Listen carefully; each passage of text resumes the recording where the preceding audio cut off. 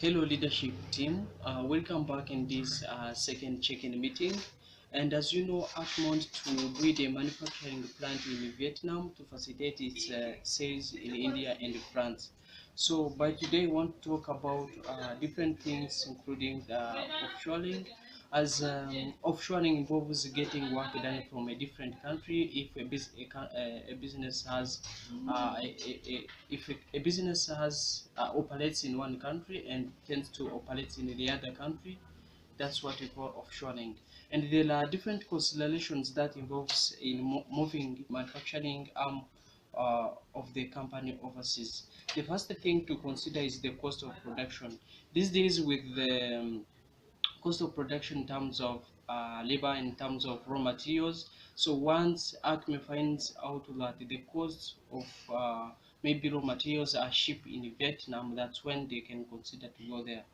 And the second thing is the availability of customers. Actually, you can't wait for offshoring while you won't see or you won't find the customers to buy your products. Another thing to consider is the cultural differences or the culture of a certain country. So if a business has to make an offshore, it has to look for the culture of a particular country, whether they accept their products or services, or whether they allow some norms that might govern a particular businesses. Also, before an offshoring, a business need to consider the resources availability, whether in that country there are some of the resources which might help in the supply chain or which might help in the production. So the second point I want you to take you through is the impacts or how all these consideration may affect the supply chain. I would say that if there is the availability of resources, it might ease the process of transportation and product distribution in supply chain.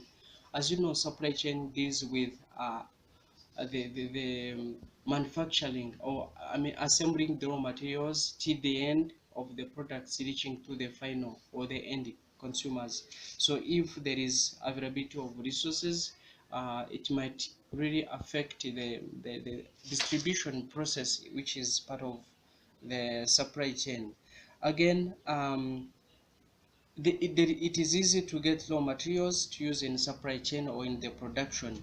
So if there is a little cost of production in a particular country, this may help or affect the supply chain in a business, because once there is the availability of raw materials, or there is little cost of the labors, it means supply chain can move quickly, because you can see people to work in your country, I mean in your business, very easy. It can also spread supply chain after getting some customers or human resources. So all these are the effects of above the constellations of moving outside of all the constellations.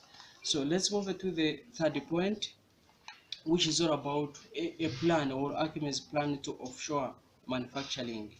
I think if Acme is going to go in Vietnam, there is a plan it has to follow.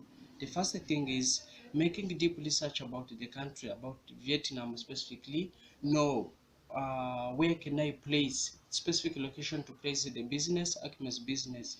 After getting to understand this, Acme may consider to identify specific customers in the location, because before it goes, I mean, if it don't find the customers before it goes there, it might be a problem for it to get customers. And again, another plan for Acme should be looking at social and cultural differences in Vietnam. This means they don't have to base on their cultural or social social behaviors, but they have to look for the social and cultural behaviors in Vietnam, and then try to adapt to that differences. So the next point I want to take you through the benefits of offshoring. As I've said, offshoring involves getting the work done in a different country. It has got different benefits. The first one is reduced cost.